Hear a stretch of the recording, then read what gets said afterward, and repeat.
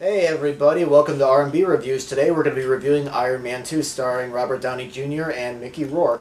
Robert Downey Jr. as Iron Man faces a lot of things in this movie. First, the Senate wants him to turn in the Iron Man suit, and then this guy from Russia whose father used to work with Tony Stark's father comes to seek his revenge because he thinks that Tony Stark's father robbed his father, and there is a lot going on in this movie. Brendan, your thoughts on it, man?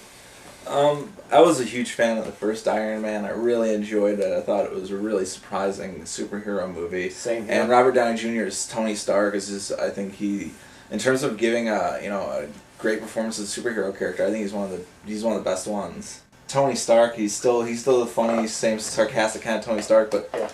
the movie, honestly, the one word that kept popping up in my head is boring. I wasn't really engaged in There's a really cool action sequence in the beginning involving a racetrack, and then there's a really cool action climactic sequence at the end. And in between those two, it's just like you go from scene to scene where they're trying to throw in these new characters, and you kind of get lost with them. Yeah, that was the problem I had with this one. This movie is just so unfocused. I mean, the first one was a little more simpler, but here it's like they're trying to cram so much in here because I don't know if they're afraid they're not going to be able to make a third film or what. This is the same problem I had with Spider-Man 3 and Batman and Robin. They tried to cram so many characters and so many things in here. Like, we got Scarlett Johansson's in here as the Black Widow, and she's working for Tony Stark, and she's also working for S.H.I.E.L.D. And honestly, I felt like she wasn't really given anything to do. She was bland. Mickey Rourke wasn't really given that much to do, but when he was on screen, he was great. I would like to have seen more scenes between him and Tony Stark, because there's this great scene where Tony Stark is visiting Mickey Rourke's character, Ivan Vanko, Whiplash, in the jail, and it was great. I wanted to see more of it, and they didn't have Yeah, that. they never I always thought there was going to be another climactic almost conversation between the two of them, but it never really kind of happens. Yeah.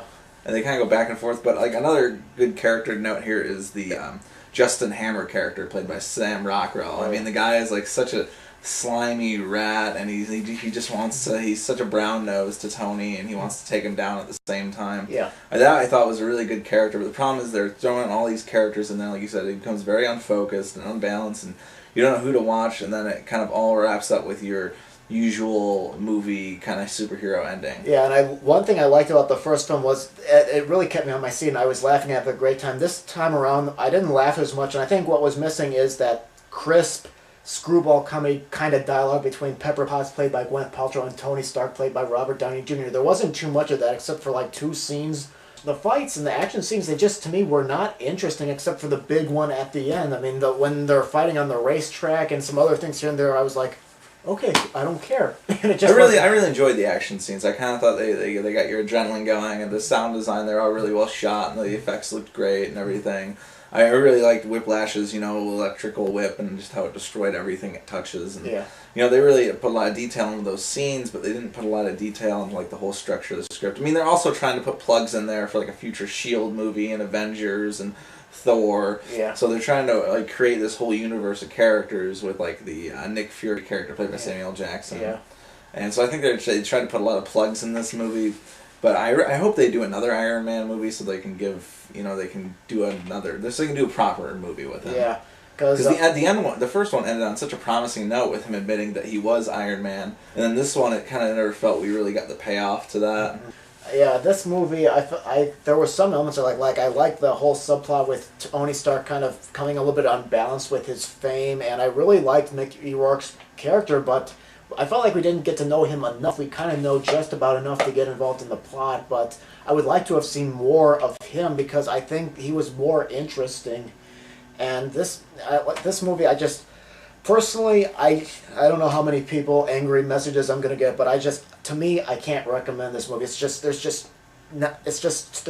unbalanced, it's unfocused, it's just not an interesting movie, and oddly enough, the script was written by the guy who wrote Tropic Thunder, and he's also a comedic character actor in a lot of movies, and I don't know if he was the right person to give the job to, because I don't think he's a good action superhero writer. I just think he was the wrong candidate for the script of it. I think that was the problem. This one, I think, was just way overdone with the soundtrack and the sound effects and all that. I thought it had pretty decent sound design, but that really wasn't where the problems were for this movie. I mean, I would say wait until it comes out and rent it. I mean, really, there's not too much coming out this summer, unfortunately, that I'm really waiting for. You know, I was kind of hoping Iron Man 2 would be a quality flick, and it fell a lot further below expectations than I had hoped it would. Yeah, I mean, yes. Okay, so you're saying that people can wait till it comes out on DVD? Yeah, Robert Downey Jr. is great in it. The action scenes are great, but the movie is just it's more of like a muddled mess. I mean, it's a sequel. It's made for the money, and it's kind of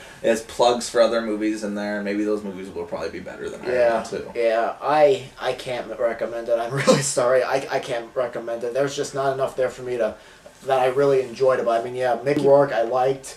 I did like Robert Downey Jr. and I liked some of the ideas, but the final execution, it just didn't work for me, so I can't recommend it. I'm gonna have to snuff it. I just can't recommend it. So you're going to snuff it? Well, I say just wait until you rent it.